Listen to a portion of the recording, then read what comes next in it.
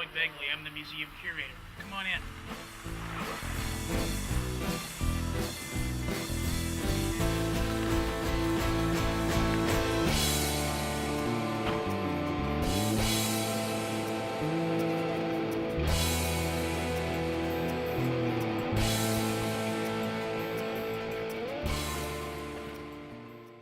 Hello, welcome. My name is Gordon Barnhart, and I am the Lieutenant Governor of Saskatchewan. I'm sitting behind an early 20th century mahogany desk in the study at Government House in Regina. Saskatchewan has always been a place of big dreams and larger-than-life characters. These remarkable people have played out those dreams on a vast prairie canvas.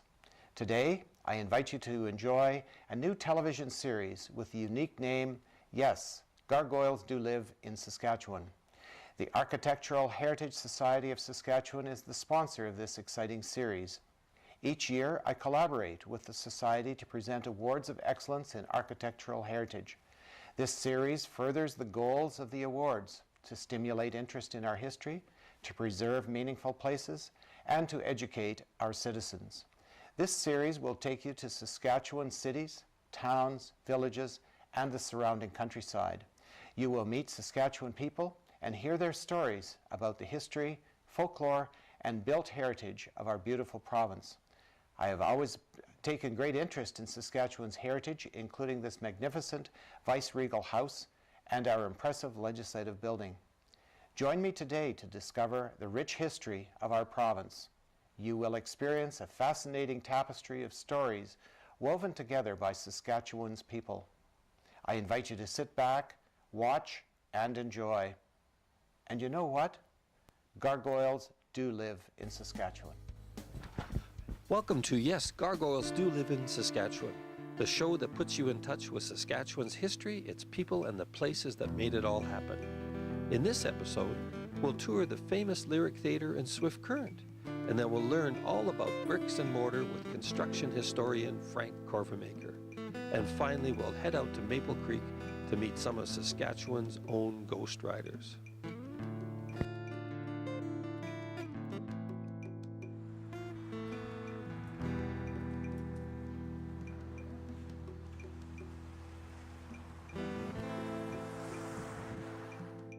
I'm Bonnie Gerard, and I'm the president of the Southwest Cultural Development Group, and we own and operate the Lyric Theatre here in Swift Current.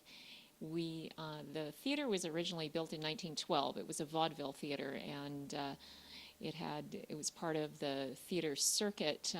Acts would come on the CPR line, and they'd play theaters like the Lyric and the Empress in Fort Macleod, various theaters across Western Canada. So we were on that circuit. And then when talking film, or when movies came along, the Lyric was a movie house, and for most of its life, that was the story. This was the theater, the place where people came to the movies in Swift Current. And it's a three-story, there's 3 floors that are accessible. The main floor here is where we have the theater present, and what used to be the cowboy bar downstairs is still there with some cool tin ceilings and a big old wooden bar. And upstairs in the Lyric are apartments, and I know that one story, post-war, a lot of widows lived up in those apartments, and people have told me, I used to come and visit my grandma. She used to live up in the apartments upstairs. There's lots of beautiful wood up there, beautiful doors, wainscoting, and the transom windows and that kind of thing. So we've got a lot of character inside and out, but it's a big job to get the building up where all 3 levels are usable. Right now we're only using the main floor. This wall we have some photos that show a bit of the Lyric's history, and a big part of that history is this man right here, Jack Lundholm. And he owned the theater, and he was partners with this fellow, Mr. Healy, in the Swift Current Entertainment Company, and they owned the Eagle and the Lyric Theaters here. And that's a picture of them in Hollywood with Roy Rogers. And these dancing girls. This is a shot of the theater from the 20s.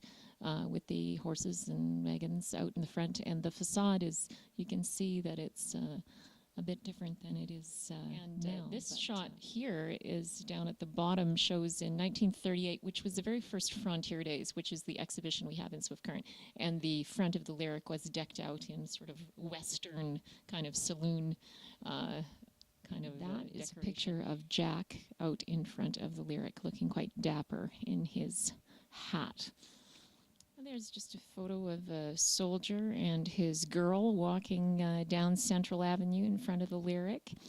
And Swift Current was a training base for the Royal Air Force pilots during the war, and so we had a lot of soldiers from far, far away that came here to train.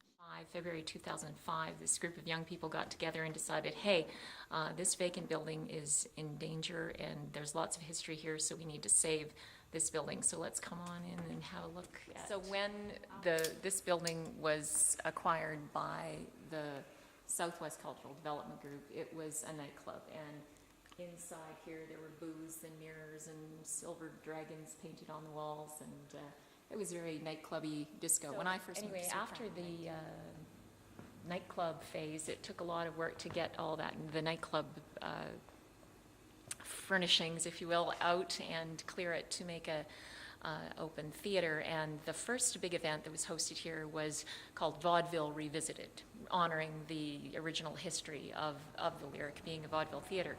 And so we had in March of '06 this big grand opening. And it was a vaudeville style show with a bunch of different acts. It was a huge success. People, it was sold out very quickly. And I think that people were really glad to see that the theater wasn't sitting empty and that it was being used for what it was intended to be. It's more than a bar. There's a lot of history here in this building. Incredible stories. In 1918, the upstairs was used as a quarantine hospital in the Spanish flu epidemic. In the basement, there was a bowling alley and a firing range, a rifle range. They practiced their shooting down in the basement. People remember in the 50s, I think, and 60s, the Art Deco kind of furnishings downstairs. Before you go to the movie, you could wait in a rather luxurious lounge downstairs before you came up to view the film. In January of '07, the City of Swift Current designated the Lyric Theater a municipal heritage site, and that designation enabled us to get support from Sask Heritage to install a sprinkler system in the main floor of the building so that we can have the public here and make our building safer. And so we were very pleased. There was a cost-sharing agreement with Sask Heritage and Southwest Cultural Development Group, so we split the cost roughly 50-50. And inside, I think we're pretty shiny already because we've got things happening that just weren't happening a few years ago, and without the Lyric, they probably wouldn't be happening. Actually, some of the history of the Lyric, we've been doing renovating and insulating, as you can imagine.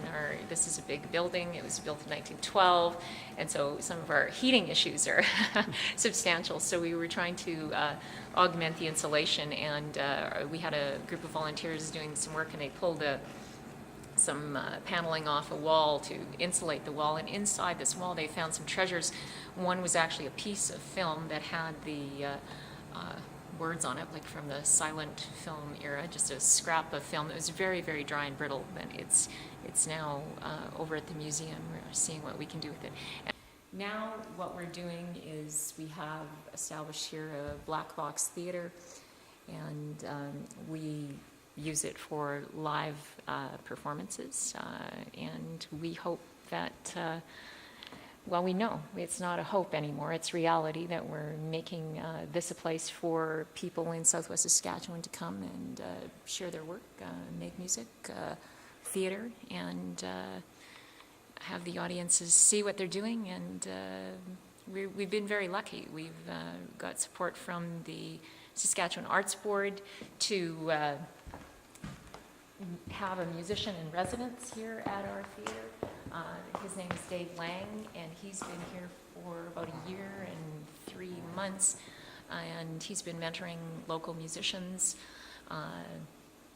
and working with them, hosting an open stage. And just last night here in the theater, we had, I think, about 150 people and about 30 people to play at our open stage. So it was a great night last night.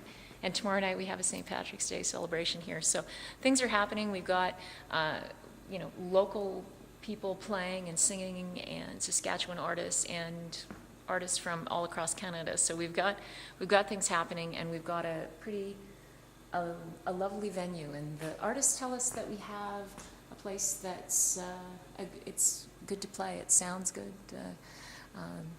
So we've made capital improvements to the building. We're improving things as we go. We have big plans.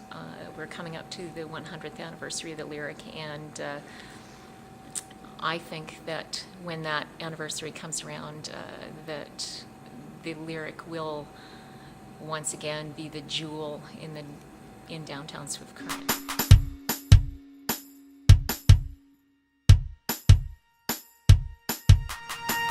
I'm Frank Corvemaker. I'm a construction historian, and we're at the Diocese of Qu'Appelle site.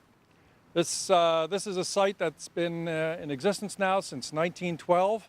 It was the seat of the Anglican Diocese of Qu'Appelle. It had great expectations. They didn't turn out the way they thought they would, but we still have an incredible amount of built heritage to look at here. One of the interesting things I like at this particular building, which was built as the Maple Leaf Hostel, you'll notice a maple leaf and the date 1925 across the door.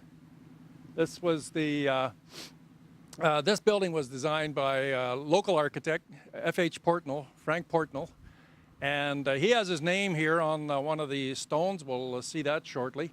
But what's interesting here is the way he's incorporated the concept of the maple leaf right into the stonework.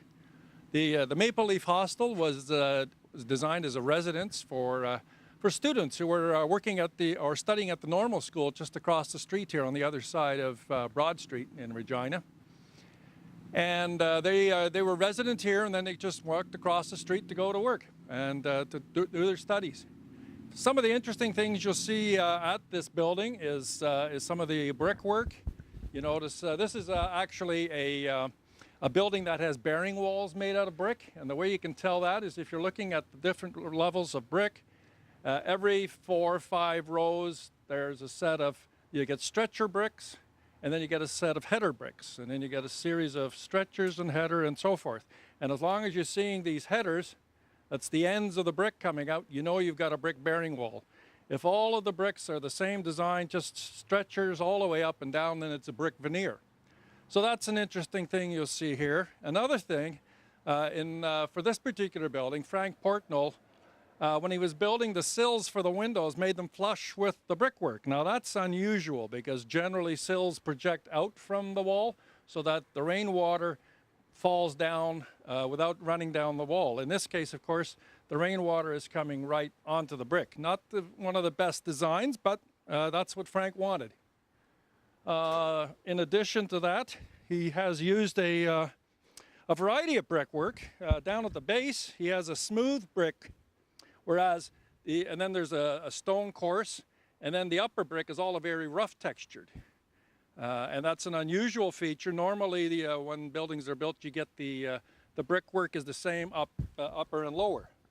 We don't know where this particular brick comes from. It may have been imported because it's not a local brick. Certainly, it's not claybank brick, which a lot of buildings are in southern Saskatchewan. We get the same pattern of brickwork on the Bishop's Court. That's just across the road from the Maple Leaf Hostel. Both of these buildings were designed by Frank Portnell, and he has his name on both of them.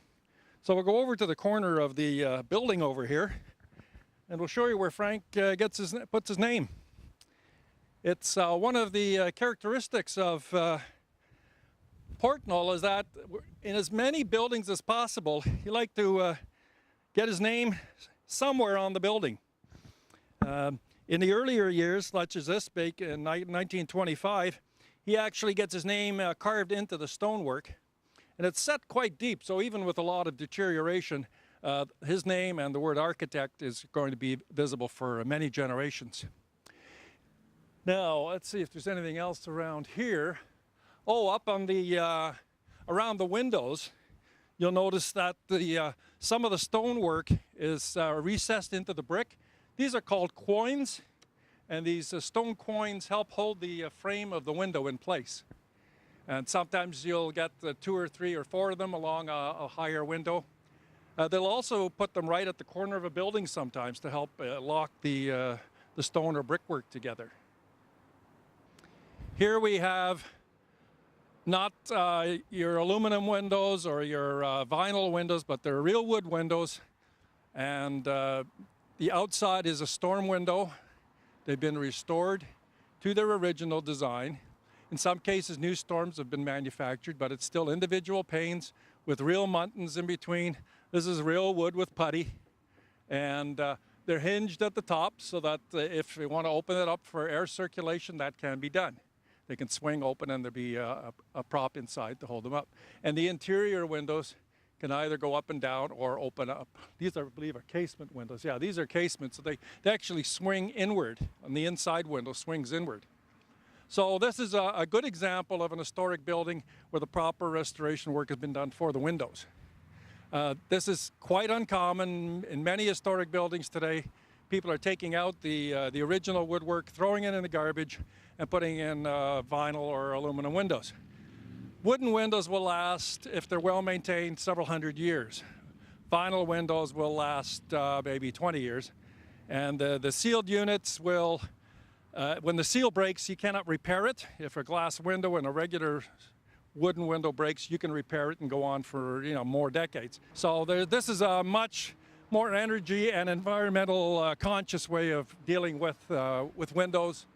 And by having the storm windows, you get the same effect as a sealed unit. You get double panes with airspace in between.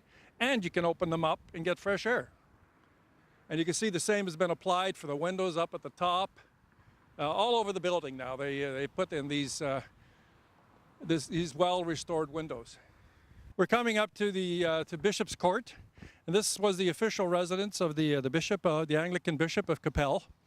He has a separate residence, and one of the interesting features we'll see here is that the name of the building, Bishop's Court, is actually inscribed over the front entrance. So no question that you were coming to the bishop's residence when you come here. Again, the corbelled brickwork is evident in the chimney. And actually, and the other thing you can see here is one of the scuppers in the downspout coming off the roof. There's these curlicues holding up the gutter system, and then just as the downspout gets onto the brickwork, there's like an overflow tank, scupper, that will take extra water and keep it in reserve until the rest of it goes down. So these are nicely embellished, a good design, and they're original. They date 1925 when this building was constructed. This again is one of Frank Portnoy's works. You can see along here, the new owners of the building have added a gargoyle up at the corner. That's only come in within the last year or two. And there's another one perched on the opposite corner of the building. There's Gothic arches. You notice a lot of Gothic arches in the buildings here at the Diocese of Capel. That was very much an Anglican tradition. The Roman Catholics preferred the Romanesque arch, or a rounded half-circle arch. And you'll see those here. Again, the brickwork, smooth brick for the basement, and a rough brick texture above. But instead of having a solid band of stone in this case, Frank Portnoy has put stone at the corners and then had sloping bricks. Not quite as strong a structure, but less expensive to build. The rest of the building is very similar, in fact, to what we saw at the Maple Leaf Hostel, which was also called Harding House after Bishop Harding, who was the primary instigator for most of the buildings at this site. Now here, when we come to the front entrance, you'll see this very attractive and elaborate door, quite wide. You'll notice it's a lot wider than the door today. And above it, there's the Bishop's Court name and the mitre of